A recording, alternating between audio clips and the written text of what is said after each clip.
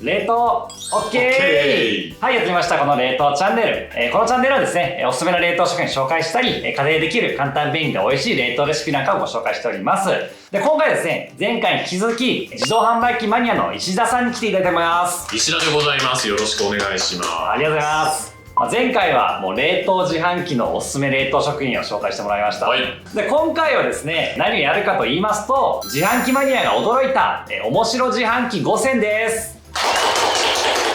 冷凍自販機に限らずですね、世の中もう面白い自販機があるので、今回はですね、それをご紹介していただこうと思います。はい。これは冷凍じゃなくてもいいんですか？これはもう冷凍も少し入れていただいて冷凍の要素もじゃあ、はい、もうジュース飲み物だけじゃないんですよというのを教えていただければと思います。承知しました。はい、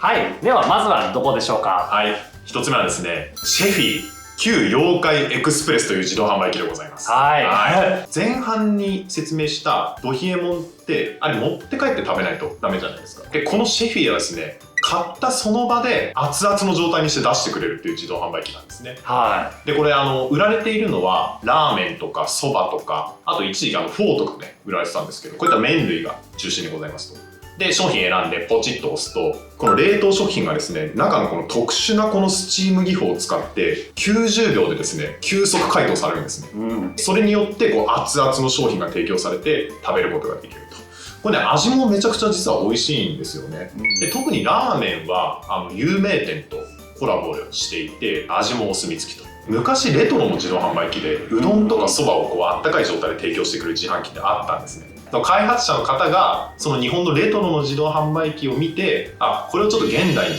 復活させたいと、こう誕生したのがこのシェフィ旧妖怪エクスプレスと。これは冷凍なので期限が長いですので、無人で飲食を提供することができるっていう、そういったサービスになるわけですね。そうですね。我々が描いたこの未来予想図をですね、こう実現させてくれるのが自動販売機じゃないかな。解凍が90秒っていうところで、冷凍食品でしかもラーメンってかなり通常は時間がかかるんですね。場合によっては15分とかかかるんですけど、さすがに自販機でボタンを押してそんな15分も待ってらんないっていうことなんですけど、これは90秒できるところはやっぱすごく技術のあるところですね。そうですね。でこれ私開発者の人にこれなんで90秒でこれ解凍できるんですかって聞いたことあるんですけど、企業秘密ですって言われましたでスチームでいかに早く解凍するかっていうところが本当にポイントですね。だから構造が結構僕は重要だと思ってますね、これは。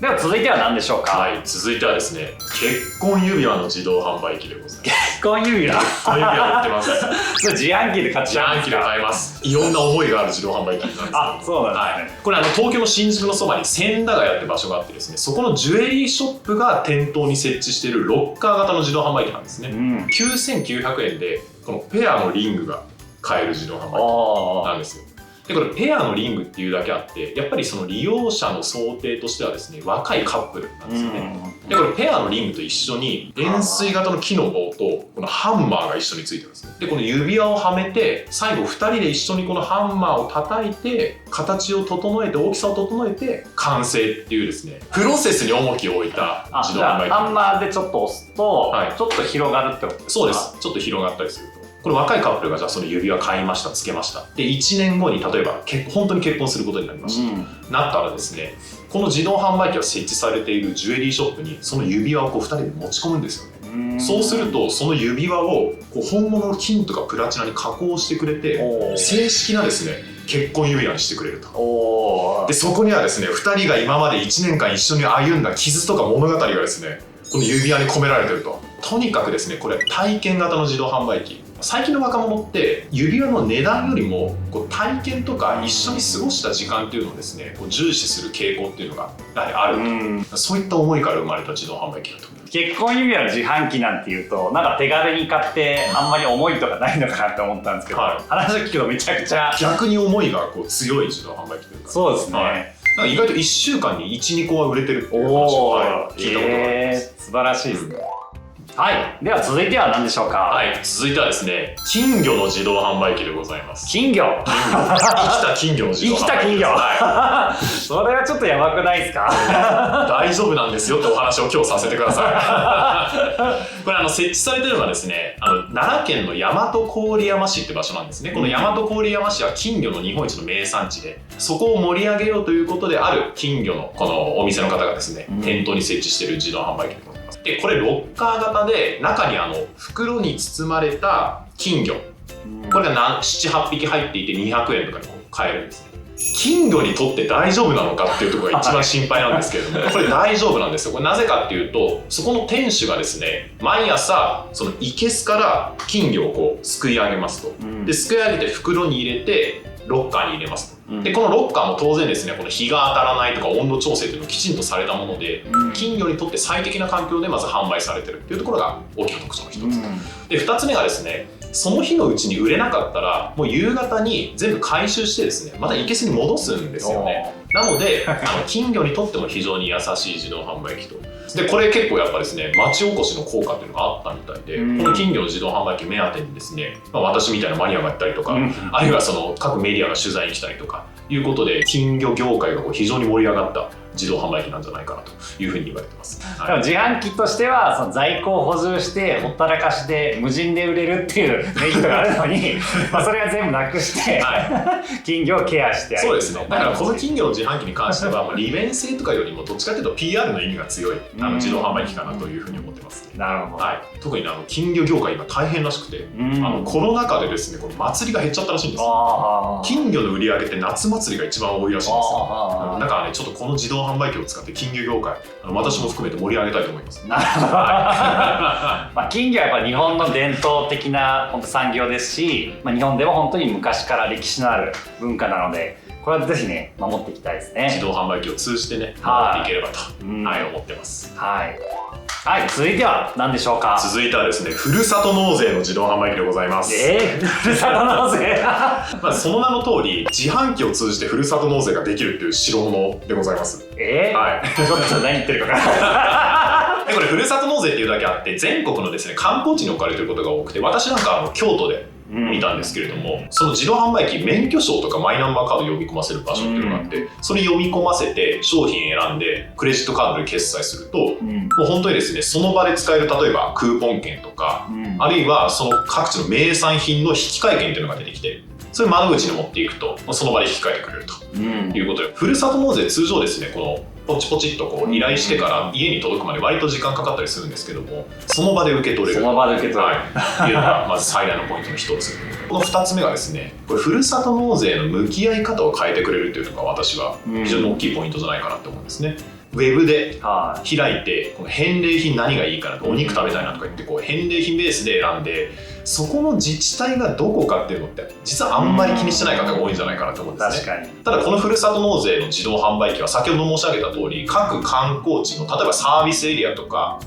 の駅とか駅のホームとか、そういったところに置かれていて、どっかに旅行行きましたと、この街が気に入ったとか、ここの名産品が気に入ったってなった時の帰りの道すがらにこの自動販売機があれば、今後もこの街を応援したいなっていう気持ちでふるさと納税ができると。ふるさと納税のね、向き合い方を変えてくれるっていう意味でめちゃくちゃいい自動販売機なんじゃないかなと思ってまして、今回ピックアップさせていただいたと。なるほど。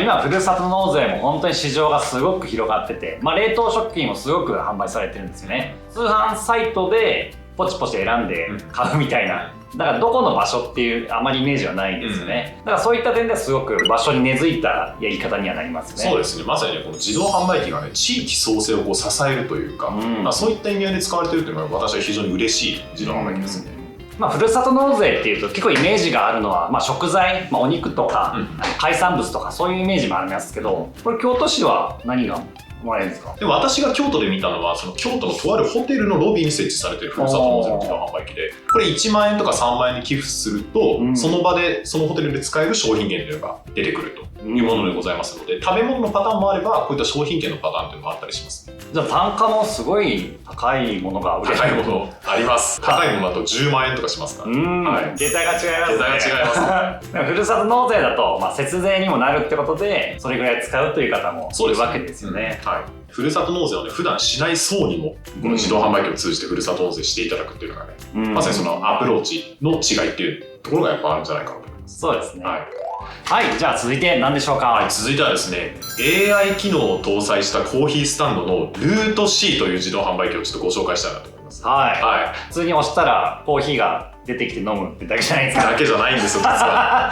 全国に置かれていて、東京だとね六本木とか秋葉原とかに置かれてるんですけども、まずその名の通りコーヒーを買う自動販売機ですのが大前提ですね。はい、でこれ買い方がちょっと違っていて、そのルート C のアプリをですねまずスマホにダウンロードします。そうなんですね。はい、めんどくさくないか。これポイントがございました。はい、でそのアプリを通じて商品を注文してそれをルート C に連携すると、そのルート C の自動販売機で所定の時間に受け取れるっていうも